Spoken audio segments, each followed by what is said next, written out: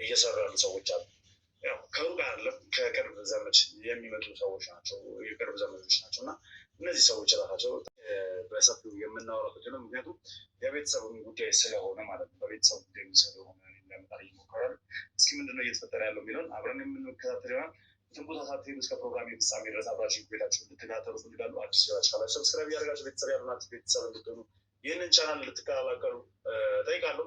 እንዲሁም ማሰባሰቢያችን ኮሜንት ላይ ጻፉልኝ። ቪዲዮን ላይክ እና ሼር እያደረጋችሁ ለብዙ ሰው እንድታደርሱ ይፈልጋሉ። ማንም ሰው የፈለገውን ነገር አላስብም። ምክንያቱም በተቻለኝ አቅም እንግዲህ ሀቄን እያወጣው እውነታውን እያወጣው ጥንካሬን እያሳያቸው ጠላቶችን ለማሸነፍ ነው የምሞክረው። ለዛም ሁሉ እንግዲህ የሚያግዘኝ የእናንተ ጸሎትና የእናንተ ድዋ ነው ማለት ነው። ሁልጊዜውም እንደምታደርጉት ድዋችሁ ጸሎታችሁ አይለይም። ሰላም ሰላም ሰላም፣ ጤና ይስጥልኝ ውድና የተከበራችሁ ውድ የሆናችሁ የኔ ቤተሰቦች እንዴት ናችሁ? ሰላም ናችሁ? ሰላማችሁ በያላችሁበት ያምዳርቻ ሰላም ፍቅር እየተመኘሁላችሁ ዛሬ በአዲስ ነገር መጥቻለሁ። እንዴት ናችሁ? በመጀመሪያ ሁላችሁንም ከልብ ከልብ ነው የማመሰግነው። ላይክ እና ሼር ለምታደርጉልኝ እህት ወንድሞቼ፣ ፈቅዳችሁ ወዳችሁ መታችሁ ለምታዩልኝ በጣም ነው የማመሰግናችሁ። ዛሬ የሚየላችሁ የመጣሁት ያችን ጉደኛ የሆነች ኤልሳን ነው። እንግዲህ ልዑል በአባቱ ከዛ ከሐኪም ቤት በመጥፋታቸው ምክንያት በጣም ልዑል ያለበት ሁኔታ ጥሩ አይደለም። ሰዎች እየሄዱ ምናምን ብቻ ያየችው ነገር ኤልሳም ደግሞ ለምን እኔ ሲቀርብኛል ምንም ቢሆን አባቱ ነው ለምን ሄጄ አላጽናናውም ብላ እንግዲህ አይኗን በጨው አጥባ ማለት ነው። እኔ በሷ ቦታ ብሆን አይኑን ራሱ እንደዚህ አይደለም ቤቱ ድረስ አንኳኩቼ ሊሄድ ይቅርና ቪዲዮን ራሱ ከፍቼ አላይም። ምክንያቱም ኤልሳ የሰራችው ስራ ሁላችሁም የምታውቁት ነው። ሰምታችሁታል። እንግዲህ ከ3 ቀን በፊት እሷ የሰራችውን ቪዲዮ አምጥቼ አሰምቻችኋለሁ። የይቅርታ ቪዲዮ ሰርታ ነበር። እንግዲህ ይቅርታ ተቀብሎኛል አልተቀበለኝም ምንም በቃ በራሷን ስለምትንቀሳቀስ ምንም ነገር አትሰማም። ሊባስ ብላ ደግሞ ዛሬ ልታጽናናው ቤት ድረስ ሄደችላችሁ። እንግዲህ ከጎኑ የማይለዩት እነ ሚኪ፣ ኤርሚ፣ ዘላለም እግዚአብሔር ይስጣቸው ወንድሞቼ። እነሱ እዛ ቤት ነበሩ። ያው ለተወሰነ ጊዜ ልዑል እስከሚረጋጋ ድረስ ያለው ሁኔታ ትንሽ ከባድ ስለሆነ ለሱ እንግዲህ እነሱ ከጎኑ ናቸው። እንዳታስቡ ለዛውም ማለት ነው። ያው ትናንት ዕለት የተፈጠረውን ነገር አይታችኋል። እንግዲህ ሐኪም ቤት ውስጥ ምን እየተካሄደ እንደሆነ እኔም በትንሹ እንትን የተባለልኝ ቪዲዮ አሳይቻችኋለሁ። ምን አይነት ከባድ ሁኔታ እንደነበረ ልዑል ያው እስከሚረጋጋ ድረስ እነሱ እዛው ናቸው፣ ልዑል ቤት ማለት ነው። የዚች ደፋርን ነገር ነው የምነግራችሁ። ድፍረቷ ደግሞ እኔ በጣም ምን አይነት ደረቅ እንደሆነች አላውቅም። ያው ስለ አባትህ እንትን ሰምቼ ነው እንዴት እንደሆንክ ለማየት ፈልጌ ነው፣ በጣም ጨንቆኝ ነው ምናምን ትላለች። ምን አገባት ስለ ልዑል? ፍቅረኛው ትጨነቅበት። አሁን ደግሞ ከዚችኛዋ ጋር ልታጣለው ይመስለኛል ይቺ ልጅ። አንደኛ ነገር እናንተ በደንብ ማየት የምትችሉት ነገር ልንገራችሁ። ልዑልን የምታስደፍረው ማናት? የገዛ እህት ናት። የገዛ እህቱ አብረው ነው አዲስ ቻናል እየከፈቱት፣ አብረው እየሰሩ ነው። እና የቀን ውሏቸውም እንትናቸው ሁሉ ነገራቸው አብረው ነው የሚያሳልፉት። የልዑል እኔ ምን አይነት ድንጋይ እንደሆነች አላውቅም። ልዑል በዚህ ሁኔታ ሆኖ ራሱ እሷ ግን እየወጣች እየሰራች ቪዲዮ ዩቱብ ላይ እየጫነች፣ ሊንኩን አስቀምጥላችኋለሁ ጉዷን እንድታዩ ማለት ነው። ከስር አስቀምጥላችሁና ሁለታቸው የልዑል እህትና የኤልሳ ምን እንደሚሰሩ ታዩታላችሁ። ሲቀጥል ደግሞ ይህን ሁሉ ነገር የምታመጣበት እህቱ ናት። ከዚች ጋር ባትገናኝ አብረው እንስራ ባይባባሉ እችም ደፍራ ልዑል ቤት ድረስ አትሄድም ነበረ። እንግዲህ ነይ ብላ ደውላላት ይሆን አላውቅም። በውስጥ የሚያወሩትን እኔ ምንም አውቀው ነገር የለም። ኤልሳ ግነት ያለምንም እፍረት ቤት ድረስ ሂዳ እነ ኤርሚያስ እነ ሚኪ ዘላለም አላስገቧት አሉ። ለምንድን ነው ማየት እፈልጋለሁ፣ ያለበት ሁኔታ ጥሩ አይደለም፣ ቪዲዮውን አይችን የመጣው ምናምን እያለች እንግዲህ ምንም ቢሆን እኮ ያው ዘላለም ጋር ትንሽ ስለሚተዋወቁ ኤልሳና ዘላለም እነዛኞቹም ይተዋወቃሉ። ሞት ደግሞ ከዘላለም ጋር ብዙ ቀረቤታ አላት፣ በፊት አብረው ሲሰሩ ምናምንና ያውንም ባታይ የድሮ ማየት አለብህ። ብዙ ነገር ከልዑል ጋር አሳልፍ ያለው በድያለሁ። በዛውም ይቅርታም ጠይቃለሁ። ተመልካችንም ይቅርታ ጠይቄያለሁ። ተመልካቹም ይቅርታ አድርጎልኛል በሰራሁት ቪዲዮ ምናምን ምናምን አለች። ብዙ ወሬ ያወራች፣ በጣም ብዙ። ያው እነሱም እንግዲህ እንደፈረደባቸው ከሱ ጋር ለማገናኘት በጣም እኔ አላቅም። ልዑል ያሳዝናችኋል። የእውነቴን ነው የምላችሁ። አንዴ በቤተሰቦቹ፣ አንዴ ደግሞ በዚች ልጅ ደግሞ የተዘጋውን ፋይል ደግሞ እንደ አዲስ ከፍታ ደግሞ አሁን ደግሞ ኤልሳ እየተባለ ሊወራላት ምን አይነት ሴት እንደሆነች አላውቅም። የእውነቴን ነው የምላችሁ። እኔ በእሷ ቦታ አፍራለሁ። እንግዲህ የእሷ ነገር ተረስቶ ሁሉም ነገር ተዘግቶ ልዑል አዲስ ህይወት መስርቶ ያው አብረውም ባይሆኑ ፍቅረኛ እንዳለው ለእናንተ ለእናቱ አስተዋውቆ ምናምን ነው እንትኑ የተዘጋ የኤልሳ ነገር። አሁን እንደ አዲስ መታ ችግር እየፈጠረችባቸው ነው ያለችው። አሁን ሁለታቸው እንደዚህ ሲገናኙ ምንም ቢሆን ቅናት መንፈስ አለ። ጓደኛ ማች ስትሆኑ ሴት የድሮ ጓደኛው መታ ቤቱ ስታይ አንቺም እኔም አንቺም ማናችንም ቢሆን የሆነ የምንቀነው ነገር አለ። ያችም ልጅ አሁን ኤልሳና ልዑል ሲገናኙ አብረው ሲያወሩ ስታይ ልትቀና ትችላለች። ያልሆነ ነገር ከልዑል ጋር ሊያጋጫት ይችላል። ያለው ትልቁ አማራጭ ምንድነው? ኤልሳና ልዑል መገናኘት የለባቸው። ይሄን ነገር ደግሞ ለማቆም ደግሞ ግዴታ የልዑል እህት ከኤልሳ ጋር አብራ ቪዲዮ መስራት የለባትም። ልዑል ማሳመን ካለበት እነ ኤርሚም እነሱም እንደምንም አድርገው ከአቅማቸው በላይ ሆናለች። በእርግጥ ልጅቷ አትሰማም።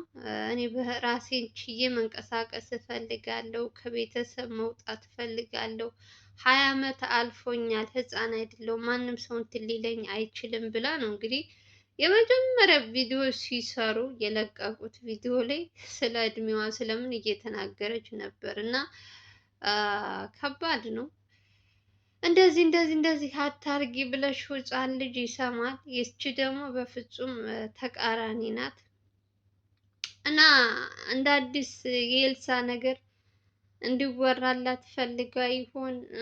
ከዛችኛው ፍቅረኛው ጋር ለማጣላት ሆን ብላ ይሆን ከልዑል ጋር ቀረቤታ የምትፈጥረው? ምንም አላውቅም። መቼም ልዑል ይቅርታ ያደርግልኛል ብላ ከሆነ ተሳስታለች። እኛ በልዑል ላይ አሁን ያለበት ሁኔታ ጥሩ ስላልሆነ እሱን መውቀስ አንፈልግም። ወደ ራሱ እስከሚመለስ እስከሚስተካከልለት እንጂ በልዑል ላይ ብዙዎቻችሁ ቅሬታ አቅርባችኋል። ኤልሳ መታሰር ነበረባት እያላችሁ፣ እኔም ከእናንተ እኩል ነው እንደዚያ ስናገር የነበረው። እሷም ጥፋቷን እንግዲህ አንድ ባንድ በእኔ ምክንያት ሰው እንደሞተ ሰው እንደቆሰለ ልዑል እናቱ ብዙ ነገር እንዳሳዘንኩ ብዙ ሰዎች ለዛም ይቅርታ እያለች ነበረ። ሰው ህይወት ጠፍቶ ይቅርታ በይቅርታ የሚታለፍ ነገር አይደለም የእሷ ቅጣት። እንደ እውነት ከሆነ መታሰር ነበረባት። ያው እንግዲህ ልዑል እሷን አሳልፎ አልሰጣትም። አሁን ጭራሽ ጠላት እየሆነችበት ብዙ ነገሩን የገዛ ቤተሰቦቹ እያደከሙት እያለፉት ነው። ይበቃዋል፣ ሌላ እንትንም አያስፈልገውም። እነሱ ምን ያክል ጨካኝና አረመኔ እንደሆኑ እንግዲህ የገዛ ቤተሰብ የተባሉት አክስት፣ አጎት፣ አረምን ከነሱ ቤት አንድ ደህና እንኳን የለም። ያቺኛዋ አክስት የተባለችው በጣም ጥሩ ሰው ናት እያላችሁ ስታሞግሷት የነበረችው እሷ ራሱ ሰው ተገልባጭ ነው ተገልብጣ እና በጣም ከባድ ነው። በተቻላችሁ አቅም ደግሞ ኤልሳን እና እህቱን አብረው እንዳይሰሩ ካላረጓቸው ይቺ ልጅ እንደ አዲስ ስለ እሷ እነ ልዑል ስራ ፈተው እንደሱ እሷን ብቻ እንዲያሳድዷት ነው ትፈልገው እንጂ እንደ እውነት ከሆነ አሁን እሷ ስለ አባቱ ተጨንቃ ያለበት ሁኔታ ሊያሳስባት አይገባም። ምን ቤት ናት? ምን አገባት እሷ? መጨነቅ ካለበት በሱ ዙሪያ ያሉ ሰዎች ይጨነቃሉ፣ መጠየቅ ካለባቸውም ይጠይቃሉ። ገባችሁ? ይቺ ልጅና ሁለታቸውን አብረው እነሱ እንትን በሚሉት ያችኛዋን ልጅ የአክስትየዋ ልጅ አሁን ደግሞ እንዳያመጧት ነው የምፈራው። እሷ ደግሞ አብረው ከሆኑ ሶስታቸው አብረው ከሆኑ ልዑልን ምን አይነት እንትን ውስጥ እንደሚያስገቡት እንግዲህ አላውቅም። በጣም ነው የሚያሳዝነው የእውነት። አንዳንዴ ቆም ብላችሁ ስታዩ ጥላታችሁ ከሩቅ ከሆነ በምንም በምንም ትከላከሉታላችሁ። ግን አጠገባችሁ ከራሳችሁ ጋር የራሳችሁ ሰው ሲሆን ደግሞ ለመፍረድም ይከብዳል፣ አሳልፋችሁ ለመስጠት ይከብዳል። በጣም የሆነ እና ልዑል አሁን ላይ ትልቅ እንትን እየፈጠረበት ያለው ነገር የራሱ ሰዎች ሆኑበት እና ጨክኖ እነዚያን ሰዎች አሳልፎ ለሕግ መስጠት ማሳሰር ምናምን እሱ ይመስለኛል ይህን ሁሉ ነገር እያደረሰበት ያለው። የግድ መጨከን አለበት ብዬ ነው የማስበው። እነዚህ ሰዎች አቶ ወርቁ ያለበት ሁኔታ ጥሩ አይደለም፣ እንደዚህ አይደለም እያሉ በአንድ በኩል ደግሞ ሌላ ነገር እያመጡበት ነው ያለው። ልዑል ወደ እነሱ በቀረበ ሰዓት እነዛኞቹ ደግሞ መረጃ እያሸሹ መረጃ የሆነ እያሳሳቱ ልዑልን ከእንትን ላይ ነው እያስቀመጡት ያለው በጣም ከባድ ሁኔታ ላይ እና በትናንት ነው በተፈጠረው ነገር ልዑል በጣም አዝኖ ዛሬ እንደውም ምንም ነገር በቃ እሱ ይቺ ኤልሳ እንዳልኳችሁ እሷ ሄደችበት እንጂ ምንም አይነት እንትን ክትትል ራሱ ለማድረግ ትንሽ ያለበት ሁኔታ ያው ትረዳላችሁ ብዬ አስባለሁ። ማናችሁም ብትሆኑ ቀኑን ሙሉ 2 ቀን ሙሉ ቁጭ ብላችሁ በር ላይ ስትጠብቁ አሁን ይወጣል ስትሉ የለም ስትባሉ ሌላ ሰው ነው በቦታው ሌላ ሰው ተክተው ሌላ ሰው ነው ያለው አቶ ወርቁ አይደለም ቢባል ምን ያክል እንትን እንደሆነ ከባድ ነው። እና ይህ ነገር ደግሞ ያው ከነገራችን ላይ ስለ ዶክተር የተባለው ሰውዬም ስለ እሱም እያጣሩ ነው። ስልኩ እስካሁን ድረስ አልተከፈተም። እሱ ጋር የነበሩ ጓደኞቹ ምናምን የእነሱንም እንትን እነ ኤርሚያስ ሚኪ እያጣሩ ነው ያሉት። እንግዲህ ያው ለሰውየው ይደርሱለታል ብዬ ተስፋ አደርጋለሁ።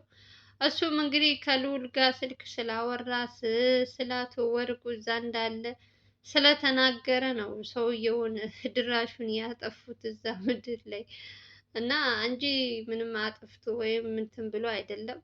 መረጃ ለልዑል ስላቀበለ ብቻ ነው ስልክና እንትኑ ከማንም ጋር እንዳይገናኝ ያደረጉት። ምንም አለ ምንም በሰላም ከሆነ ችግር የለውም። እሱ አወራም አላወራም ኦልሬዲ ልዑል ምን አይነት ሁኔታ እንደነበረ ሁሉም ሰው አይቷል፣ እናንተም አይታችኋል። በተረፈ እንግዲህ እግዚአብሔር የሆነው ለአቶ ወርቁም ፈጣሪ ድረስለት። በቅርቡ ደግሞ ከልዑል ጋር ተገናኝተው ያሳለፈውን ስቃዩን ሁሉ ነገር የእውነቴን ነው የምላችሁ በጣም ነው የምመኝለት። ልዑልም በጣም ለፍቷል፣ በጣም እየደከመ ነው ያለው። እሱ ብቻ ሳይሆን ቡድኑ እንዳለ ከጀርባ ሁሉ ያሉት በጣም እየደከሙለት ነው ያሉት። ያው ይገኛል ብዬ ተስፋ አደርጋለሁ። በቅርብ ቀን ተገናኝተው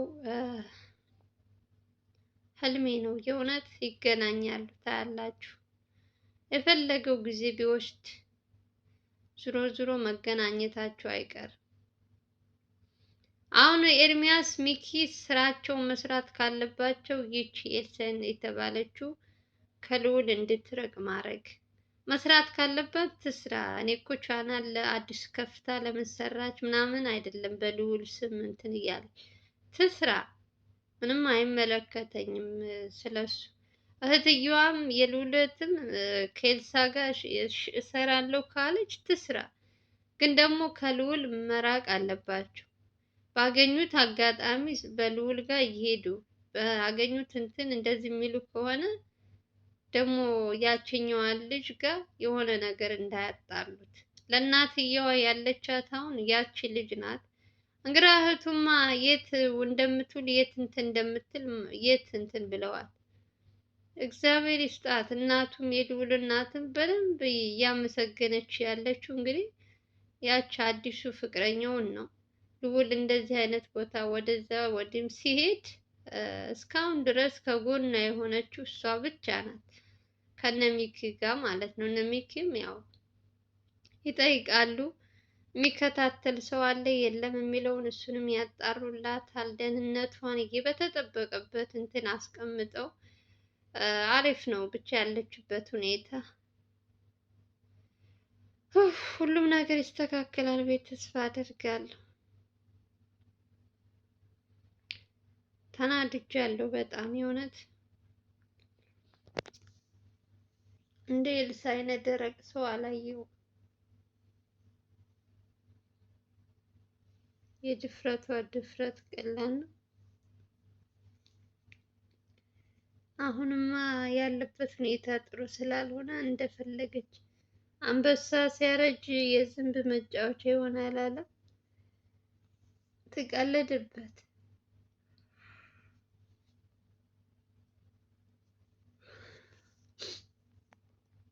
ለማንኛውም እንግዲህ የዚችን ጉደኛ ልንገራችሁ ብዬ ነው የምወዳችሁ። የዛሬው ቪዲዮ ይመስላል። ከተመቻችሁ ላይክ እና ሼር እያደረጋችሁ አዲስ ከሆናችሁ ደግሞ ሰብስክራይብ እያደረጋችሁ በሌላ ቪዲዮ እንገናኛለን። አገራችን ኢትዮጵያንን ሰላም እና ፍቅር ያምጣልን እያልኩኝ ወዳችኋለሁ፣ አከብራችኋለሁ። አስተያየታችሁን ከስር ኮሜንት ስር ጻፉልኝ።